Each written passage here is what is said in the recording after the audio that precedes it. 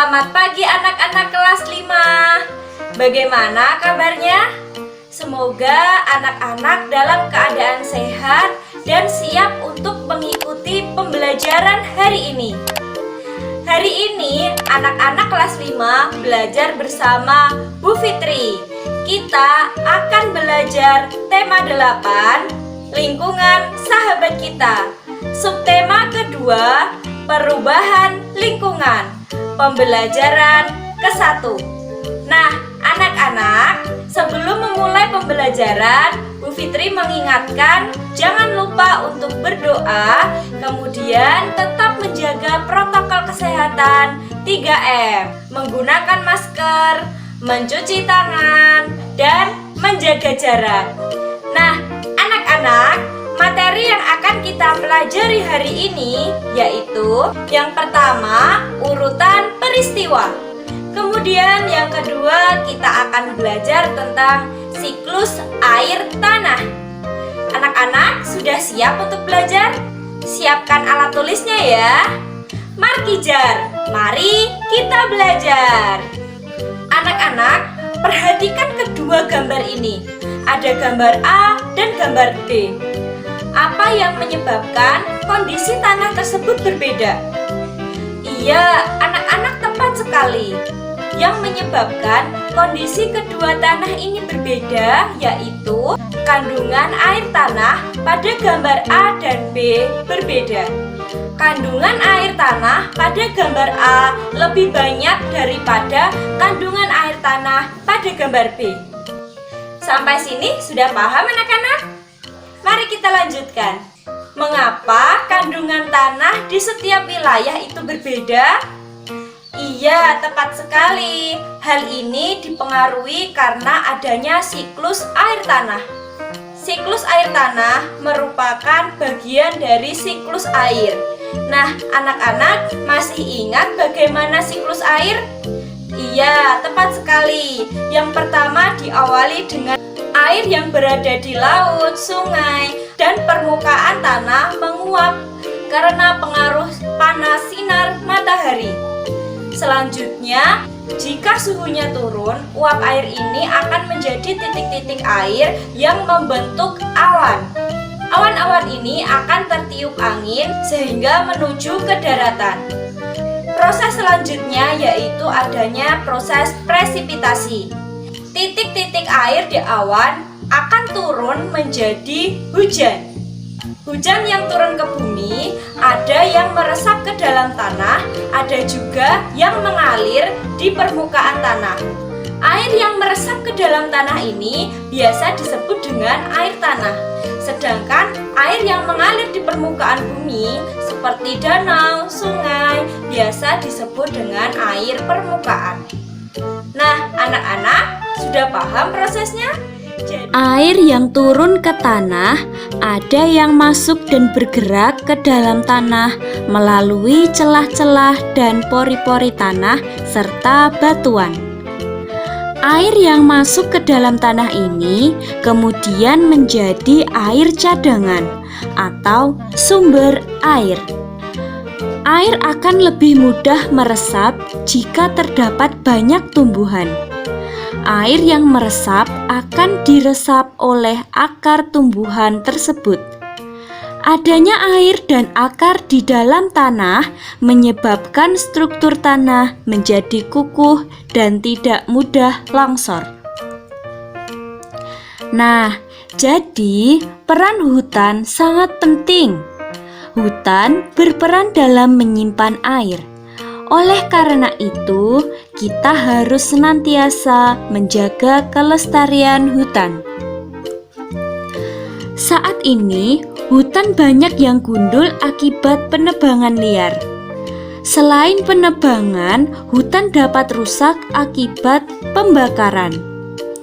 Pepohonan di hutan ditebang atau dibakar dengan alasan tertentu, seperti untuk membuka lahan pertanian, perumahan, atau industri.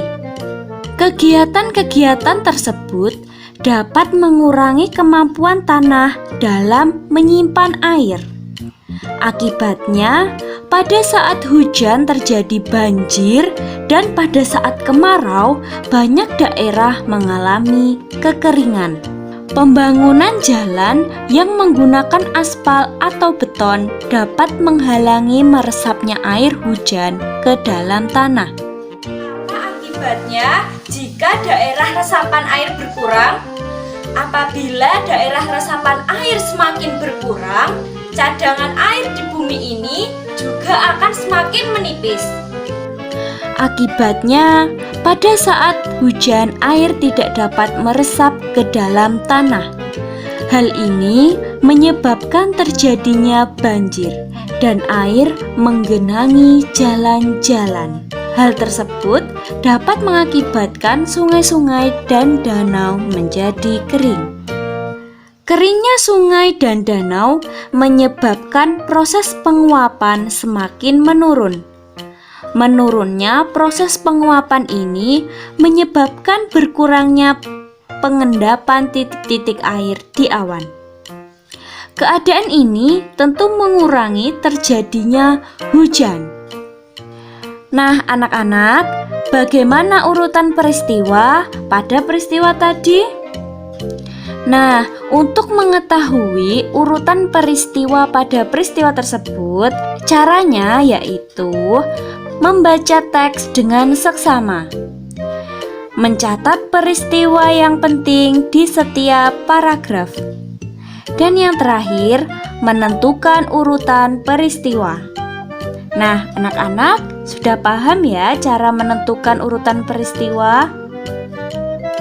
Nah, anak-anak, jangan lupa untuk mengerjakan lembar kerja peserta didik yang ketiga yang telah Ibu bagikan. Nah, anak-anak, coba kalian perhatikan daerah berbatuan dan daerah pegunungan. Mengapa di daerah bebatuan sering terjadi kekeringan jika musim kemarau, sedangkan di daerah pegunungan masih banyak persediaan air saat musim kemarau? Nah, untuk mengetahui jawabannya, mari kita melakukan percobaan. Nah, anak-anak, untuk melakukan percobaan ini, siapkan alat dan bahan berikut ini, yaitu loyang ataupun wadah yang berjumlah 2. Kemudian, siapkan air secukupnya, batu bata, dan batu. Nah, anak-anak, mari kita mencoba.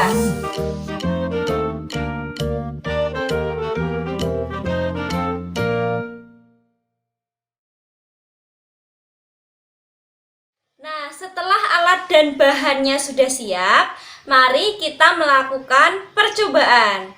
Nah, anak-anak, jangan lupa menandai wadah A dan wadah B.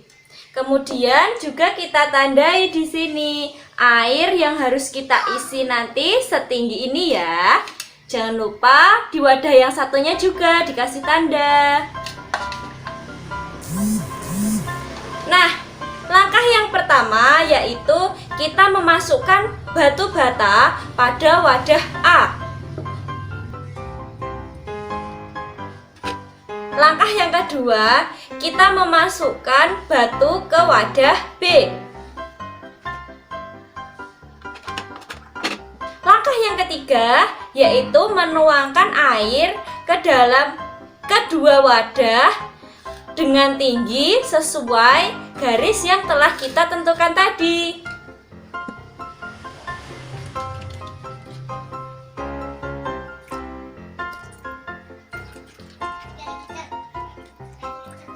Nah, setelah keduanya diberi air, kita tunggu 30 menit sampai dengan 1 jam ya. Lalu kita amati bagaimana perubahannya.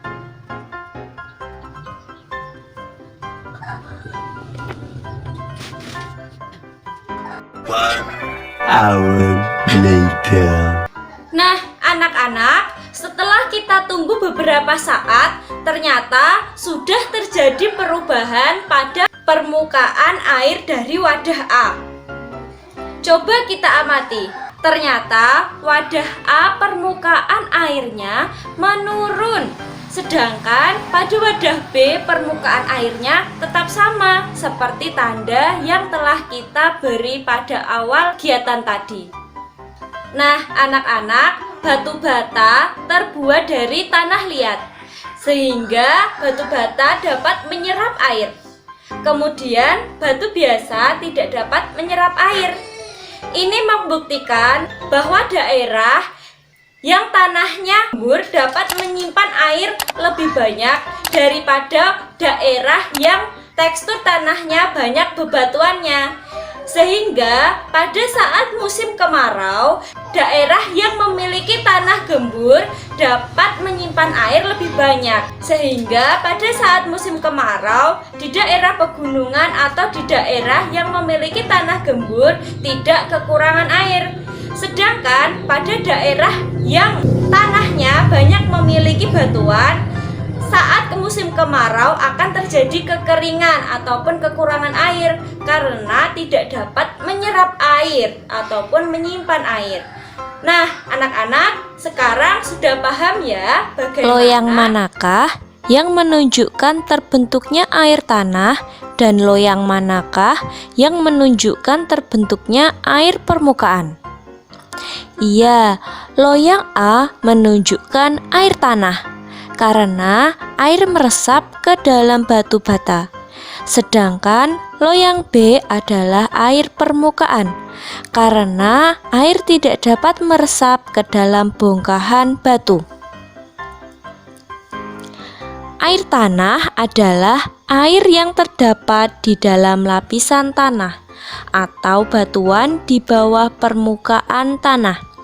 Misalnya, air hujan yang jatuh ke bumi dan masuk ke dalam tanah.